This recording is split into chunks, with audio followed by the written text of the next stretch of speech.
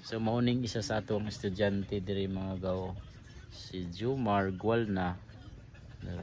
So karon maglisod ko siya hag kaning tudlo kay tungod dili siya musturya sa kuha. Tapos kanang mututok lang bitaw sa kuha mga mamanser. So wala ko'y idea kung saan asa ko magsugod, asa ko saan ako siya pagkuan. So parehas ni karon nagsample ko siya hag kanang mga baglis. So instead nga baglis yang sulaton mga sir, ayan na yang kita gisulat. So ana iyahang mama, ana ra jud na iyang ginabuhat nga magsulat. So muna siya tanaw. Diba? So dili na ko siya makuan, dili pud ako siya pwede pugson no. Kay wala takat kuan sa balod jud sa iyahang tinuod nga sitwasyon ba kay siyempre wala pa na diagnose kung unsa jud ang iyahang health condition no. So lisod para sa kuha nga mutudlo sa iyaha kay wala ta kabalo sa iyahang tinuod jud nga sitwasyon no. So sa atong observation lang sa iyaha kay di lang jud siya musturya sa tuwa, pero sa ilahang balay ingon sa iyahang mama musturya jud daw ni sabaan daw kay ni siya didto mukanta pagani daw. Pero pag once nga makatubang na sa kuha di na jud siya musturya. So magpuyo ra jud na siya nga na. So ako lang gina-exercise lang ako yang kamot. Magsulat-sulat na Jomar. Na kay Jomar. Hindi na siya mutanaw. So ana ra yang sulat, tanaw yang sulat mga mamanser. So kani akong gipasulat, ako asyang gialalayan iyang kamot ganina. So dili jud siya. Pag buhian na nako iyang kamot siya na lang magsulat. Nga na iyang permit sulat. Mo jud na lang iyang ginasulat permit jud nga na. Kanang murag gagmay nga letters ba nga. Iyaha lang sigurong kuan.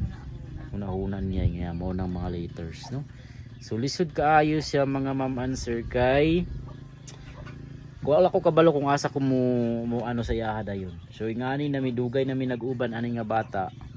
Yan na lang jud ginapasagdahan ra nako siya sa iyahang buhaton. Kay dili pud nako siya gusto nga ma-stress mga ma'am answer no. Kay lisod manggod kay pataka tagkuan. Wala pa jud siya na diagnose unsa jud iyahang condition. So unta nga naay makapansin sa mong video no. Na ma-check up siya.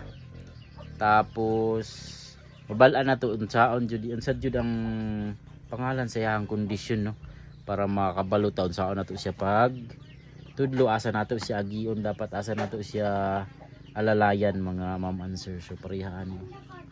Muna na siya di na siya magkuan, maglihok, di na magkuan. Di mo tingog jud sa kuha. Muna kong problema. Pero usahay sa dalan masugatan nako ni siya. Kay manawag og kalit, mga na siya sir.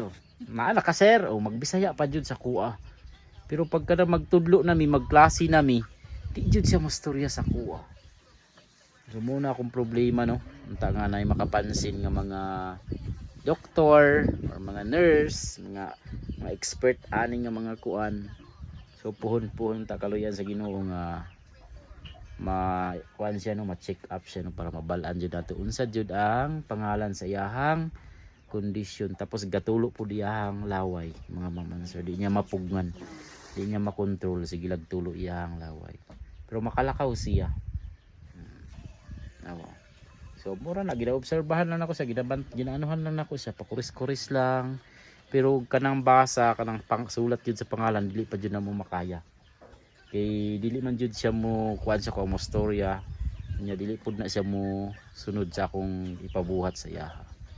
So daghan kayong salamat unta nga masuportahan niyo niya mong estudyante nga si Jomar Gualna. So padayon rami ani antod nga naay makatabang sa amoa. So daghan kayong salamat, Maestro Bukid.